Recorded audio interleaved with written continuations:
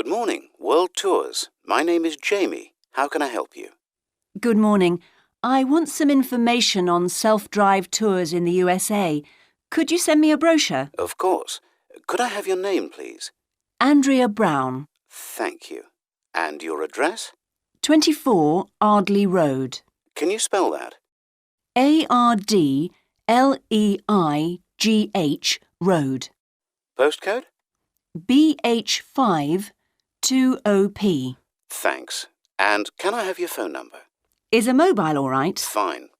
It's 07786 643 091. Thank you. And can I ask you where you heard about World Tours? From a friend, or did you see an advert somewhere? No, I read about you in the newspaper. OK, I'll get the brochures in the post to you, but can I give you some information over the phone? What kinds of things do you want to do on your holiday? I'm interested in going to California with my family. I've got 2 children, and we want to hire a car. OK, we have a couple of self-drive tours there visiting different places of interest in California. The first one begins in Los Angeles, and there's plenty of time to visit some of the theme parks there. That's something on my children's list, so I'd want to include that. Good. Then you drive to San Francisco. From San Francisco, you can drive to Yosemite Park, where you spend a couple of nights. You can choose to stay in a lodge or on the campsite. I don't like the idea of staying in a tent. It'd be too hot. Right. And the tour ends in Las Vegas. OK. The other trip we can arrange is slightly different. It starts in San Francisco, then you drive south to Cambria. Someone told me there's a really nice castle near Cambria. Will we go near that? Hearst Castle is on that road, so you could stop there. Good. I'd like to do that. Does this trip also go into the desert? No, it continues to Santa Monica, where most people like to stop and do some shopping. We have enough of that at home, so that doesn't interest us. OK. Well, you could go straight on to San Diego. That's good for beaches, isn't it? That's right. That's a good place to relax, and your children might like to visit the zoo before flying home. I don't think so. We want some time for sunbathing and swimming. So, how many days are the trips, and how much do they cost? The first one I told you about is a self-drive tour through California, which lasts 12 days and covers 2,020 kilometres. The shortest journey is 206 kilometres, and the longest is 632 kilometres. The cost is £525 per person. That includes accommodation, car rental and a flight, but no meals. OK. And the other trip? That lasts 9 days, but you spend only 3 days on the road. You cover about 980 kilometres altogether. So is that cheaper then? Yes, it's almost £100 cheaper. It's £429 per person, which is a good deal. So that covers accommodation and car hire. What about flights? They aren't included, but these hotels offer dinner in the price. OK. Well, thank you very much. I'll be in touch when I've had a chance to look at the brochure. I'm pleased to help. Goodbye. Goodbye. On behalf of LP Clubs, I'd like to welcome you all here today. My name's Sandy Fisher, and I'm one of the fitness managers here. Before we start our tour of the club, I'll just run through some basic information about the facilities we have here, including recent improvements, and explain the types of membership available. Our greatest asset is probably our swimming pool, which at 25 metres isn't Olympic-sized, but now we've expanded it to 8 lanes, it's much wider. This means there are rarely more than a couple of people at a time in each lane. Unfortunately, there isn't space for an outdoor pool here, but the glass roof on the swimming pool is partly retractable, which means you can enjoy something of the open-air experience on warmer days. Our recently refurbished fitness suite has all the latest exercise equipment, including 10 new running machines and a wide range of weight training machines. Each member is given full training in how to operate the equipment, and there is always a trainer on duty to offer help and advice. Although we do have adult-only times after 6 and at certain times at weekends, Children are well catered for. Older children continue to benefit from a wide range of tuition, anything from trampolining to yoga. One thing all our members appreciate about us is that we take very good care of them. This starts on day 1 with your personal assessment. You are asked to fill in a questionnaire giving details of any health problems. One of our personal trainers will then go through this with you. The trainer will then take you through the safety rules for using the equipment in the fitness suite. During your next exercise session, a personal trainer will work with you to make sure you understand these. It's very important to do this because we really do want to avoid having any sports injuries. There's a lot more to looking after yourself than simply lifting weights. At the end of the personal assessment, the trainer will draw up a plan outlining what you should try to achieve within a 6-week period. This will then be reviewed at the end of the 6 weeks. Now, I'll just quickly run through the types of membership we have available. All members must pay a joining fee of £90 in addition to the rates for the monthly membership fees. Gold membership entitles you to free entry at all LP clubs. There are now LP clubs in all major cities and towns, so if you travel a lot, this will be a great advantage.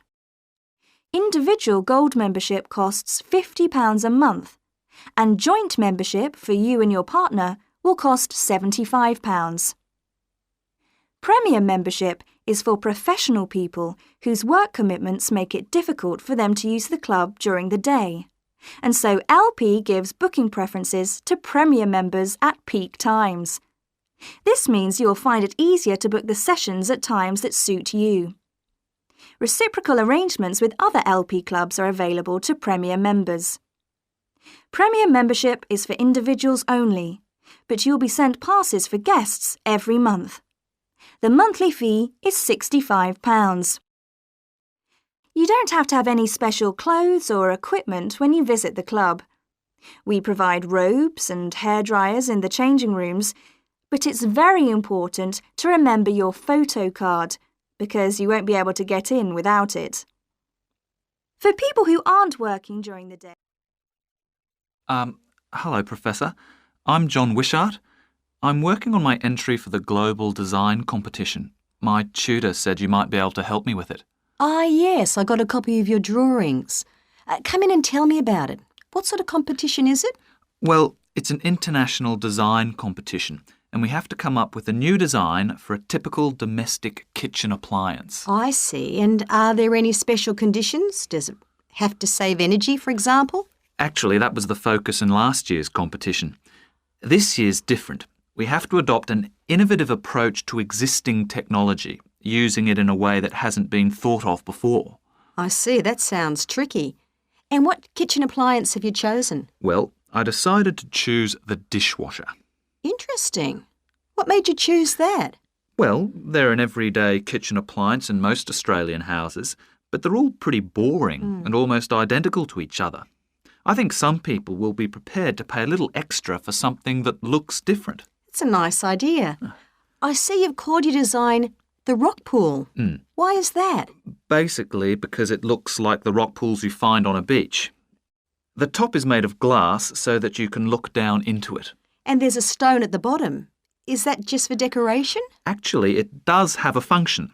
Instead of pushing a button, you turn the stone. So it's really just a novel way of starting the dishwasher. That's right. It's a really nice design, but what makes it innovative? Well, I decided to make a dishwasher that uses carbon dioxide. In place of water and detergent?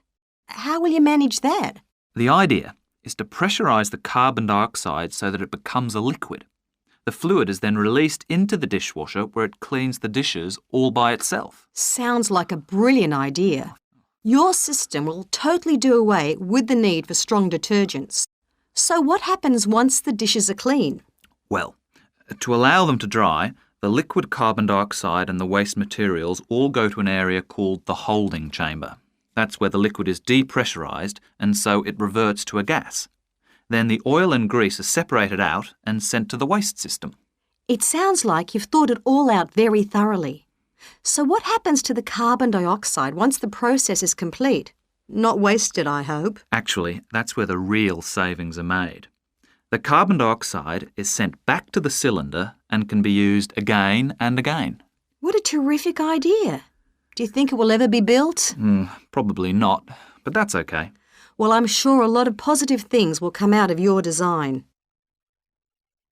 Now, you seem to have thought about everything, so what exactly did you need me to help you with? Well, my design has made it to the final stage of the competition, and in a few months' time I have to give a presentation, and that's the part I was hoping you could help me with. Right, well, that should be easy enough. What have you managed to do so far? Well, I've got detailed drawings to show how it will work, and I've also written a 500-word paper on it. I see. Well, if you want to stand a good chance of winning, you really need a model of the machine. Yes, I thought I might, but I'm having a few problems. What's the main difficulty so far? Let me guess. Is it the materials? Yes.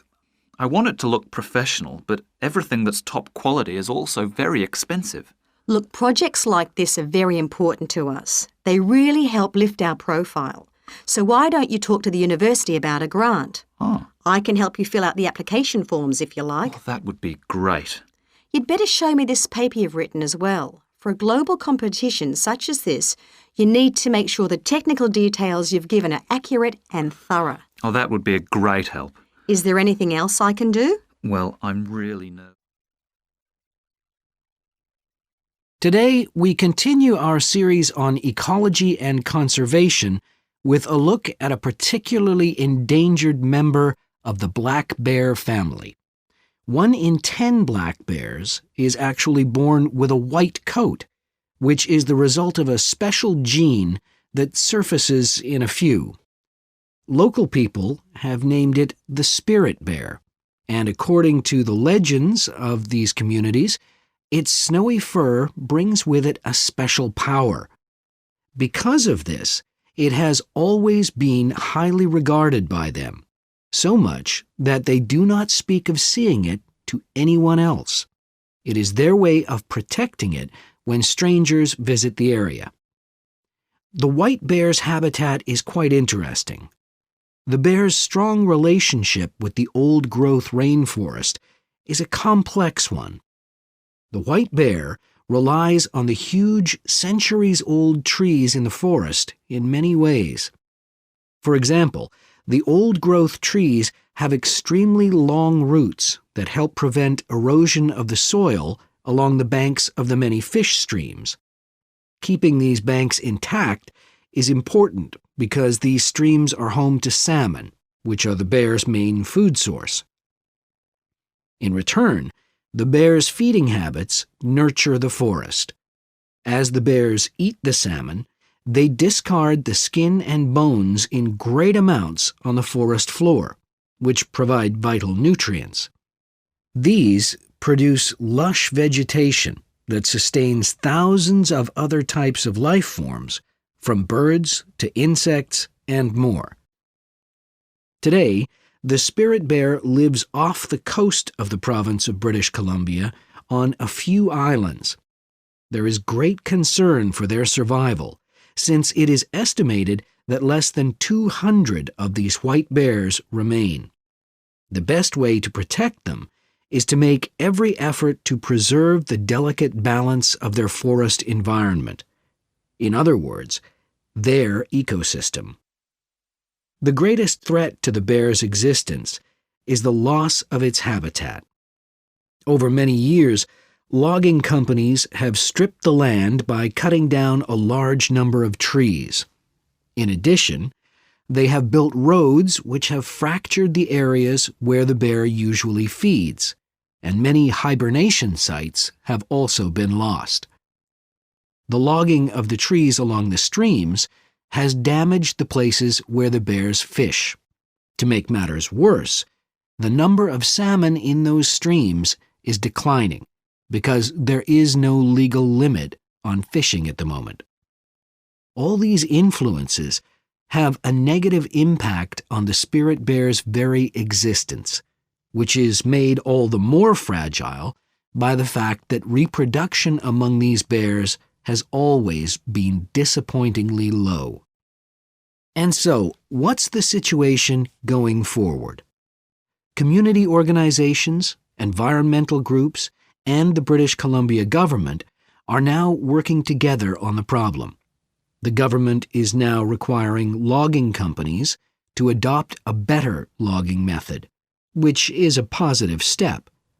However, these measures alone may not be sufficient to ensure a healthy population of the spirit bear in the future. Other steps also need to be taken.